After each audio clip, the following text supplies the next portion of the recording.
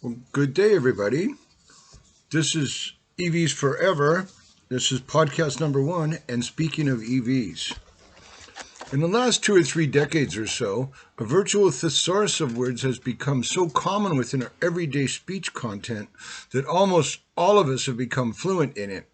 A whole new vocabulary born of ones and zeros comprised of words like Microsoft Excel, Office, Windows, gig, RAM, terabyte, virus, internet, earbud, floppy disk, I this, I that, I next new thing of the week, and flash zip or external hard drive. So now we all know what they mean and how to use them. But in the last decade, a whole new glossary of terminological abuse has slid in to sodomize the EV conversation.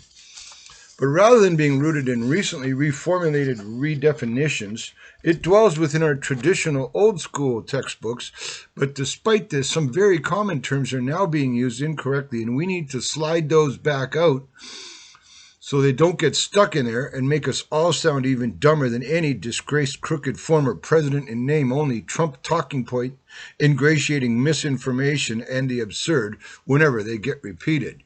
Because not since CompuSpeak went viral has correctly using commonplace words been more critical to properly contextualize what we are really trying to say.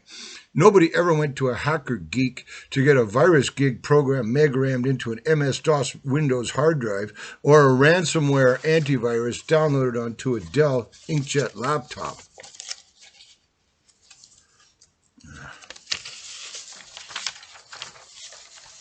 Any 8-year-old knows that, but who knows how many 80-year-olds do.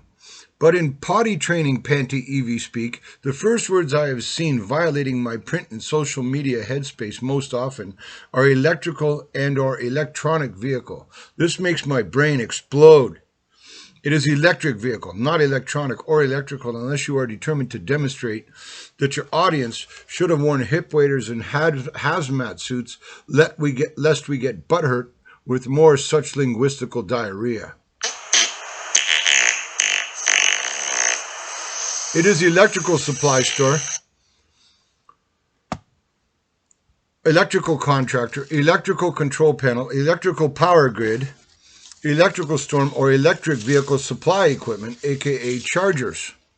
And electronics only refer to the computerized control systems that operate your vehicle's electrical systems, or originally built into the radio, or whatever you hope to find in that box that really came from Best Buy or the Future Shop that Santa brought down the chimney last Christmas.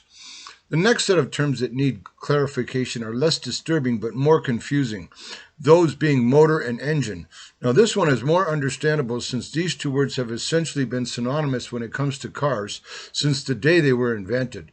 This battle between motors and engines originated in 1835 when two Dutchmen invented a small motorized electric car, which was harmless enough until Carl Benz declared war in 1886 when he got his first patent for his electric vehicle powered by a gas engine. But at least he knew what to call it.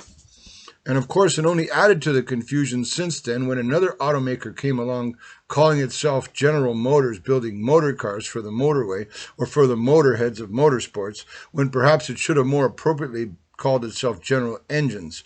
But of course, by 1908, the initials GE were already taken by another little startup called General Electric, which was founded way back in 1892 in Schenectady, New York. But few things will get you laughed out of any EV conversation faster than using the term engine when you really meant the opposite.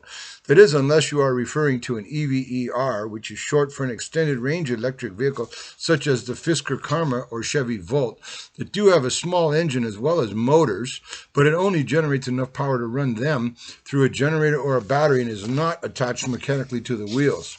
The other exclusion applies to hybrids, which also have an engine that work in a similarly overcomplicated arrangement with the motor and only directs its power to the wheels when the battery is low in vehicles such as the Toyota Prius.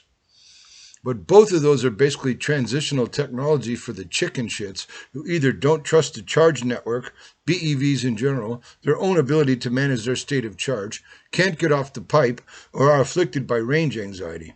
Anyway, these two words have basically meant the same thing for most of 120 years hence, so the confusion was inevitable all the way up until now, when the two definitions have been redefined, not unlike the traditional distinction between the two genders. For comparison purposes only, we are talking internal combustion engine or electric motor, nothing in between. A motor cannot identify as an engine, and an engine will never transition to cis motor, no matter what the doctors say. Instead, we have new pronouns only for EVs, the first two being either BEV for battery electric vehicle that you plug in because it has a motor, or an ICE vehicle, meaning powered by internal combustion engine that only burns sun poop. And ever since 1911, when Kettering invented the electric starter motor, you cannot even start an engine without one, which has saved countless broken arms long before chivalry got snowflaked, as gentlemen no longer had to hand crank the wife's car for her, because most women simply weren't strong enough. And that's not being sexist. It's just the way it was. This is why electric cars were the ladies' only choice back then, plus they didn't make their clothes stink like toasted fossils. But steam autos were even worse, because for those she'd end up stinking like a campfire instead, and still had to light the firewood herself. Long live the electric whatchamacallit. This message has been brought to you by the author of my book,